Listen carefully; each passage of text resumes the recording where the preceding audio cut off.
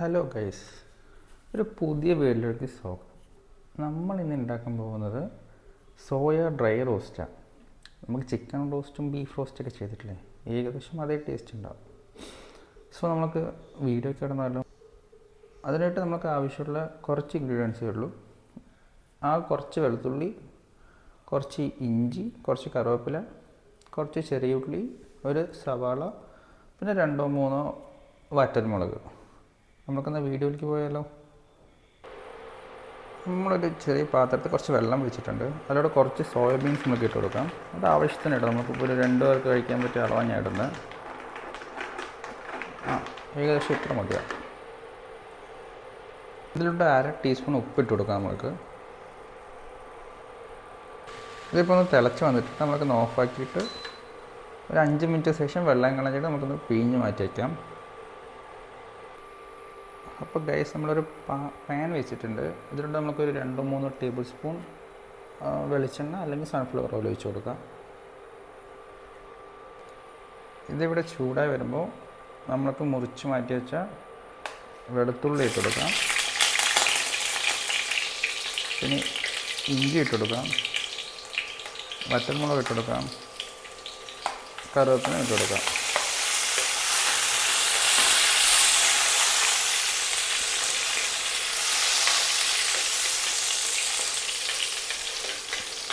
ഒരു 20 സെക്കൻഡ് ഇളക്കി കൊടുക്കുന്ന ഒരു പച്ചമണം പോവും.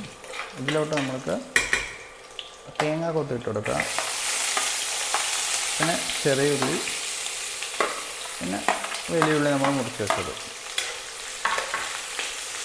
ഇതിന് ഇവിടെ കിടന്ന് കുറച്ച് വാടണം. ഒരു 2-3 മിനിറ്റ് കഴിയുമ്പോഴേക്കും ഇതെല്ലാം വാടി കിട്ടും.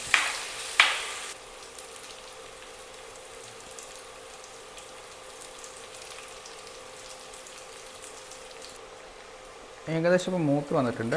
നമുക്ക് ഇതിലോട്ട് ഒരു 1/4 ടീസ്പൂൺ മഞ്ഞൾപ്പൊടി, ഒരു ടീസ്പൂൺ മുളക് പൊടി, 1 ടീസ്പൂൺ മല്ലിപ്പൊടി, 1/2 ടീസ്പൂൺ ഗരം മസാല, പിന്നെ കുറച്ച് കുരുമുളക് പൊടിയും ഇട്ട് കൊടുക്കാം. എന്നിട്ട് ഇതൊന്ന് നമുക്ക് പച്ചച്ചോ പോകണമെന്ന് ജസ്റ്റ് ഒന്ന് ഇളക്കി കൊടുക്കാം. സിമ്പിളാക്കി വയ്ക്കാൻ നോക്കണേ, എല്ലാം കരിഞ്ഞു പിടിക്കും.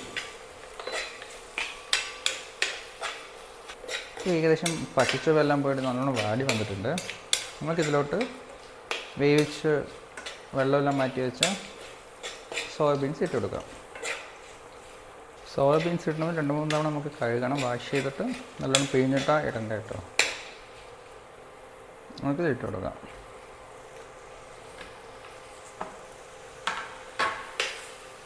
എന്നിട്ട് നമുക്ക് നല്ലോണം മിക്സ് ചെയ്ത് കൊടുക്കാം.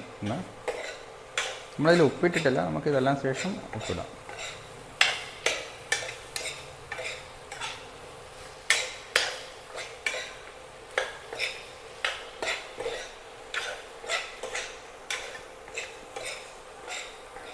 നല്ലോണം മിക്സ് ചെയ്യണം, മസാല എല്ലാം എല്ലാത്തിലും പിടിക്കുന്ന പോലെ.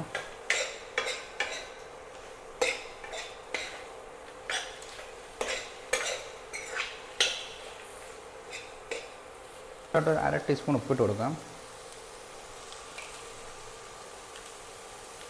നല്ലോണം മിക്സ് ചെയ്ത് കൊടുക്കാം.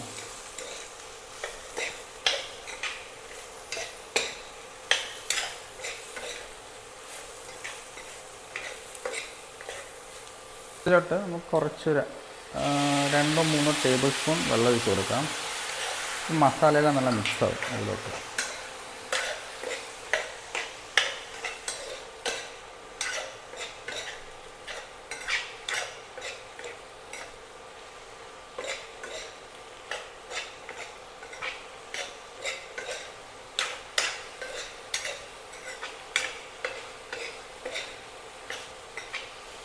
നമ്മളിനി ഇത് ഒരു ഹൈ ഫ്ലെയിമിൽ ഒരു 5 മിനിറ്റ് നമുക്കൊന്ന് നല്ല റോസ്റ്റ് ചെയ്യാം.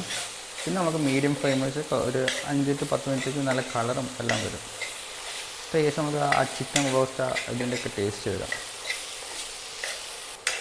നമ്മൾ ഇടയ്ക്കൊന്ന് ഇളക്കി കൊടുക്കണം, സൂക്ഷിക്കണം, ഇല്ലെങ്കിൽ അടി പിടിക്കാൻ തുടങ്ങണം. നമുക്ക് ഇരുമ്പ് ചീഞ്ചട്ടിയോ കുറച്ച് കട്ടിയുള്ള പാത്രം എടുത്താൽ ഈ ഇഷ്യൂ ഒന്നും വരുന്നത് നമുക്ക്. ഏകദേശം 3 മിനിറ്റ് ആയിട്ടുണ്ട്. ആ കളറെല്ലാം മാറാൻ തുടങ്ങി. അപ്പോൾ നമുക്ക് ഇനി കുറച്ചൊരു 5-10 മിനിറ്റ് നല്ല മീഡിയം ഫ്ലെയിം വെച്ച് നല്ലോണം നമുക്ക് വഴറ്റിയെടുക്കണം. ആ സ്മെല്ല് ഇപ്പോൾ നല്ല വരുന്നുണ്ട്. നമുക്കിതിൻ്റെ ഇപ്പോൾ ചോറോ ഇതിനപ്പം ഈസിയായിട്ട് കഴിക്കാൻ പറ്റും.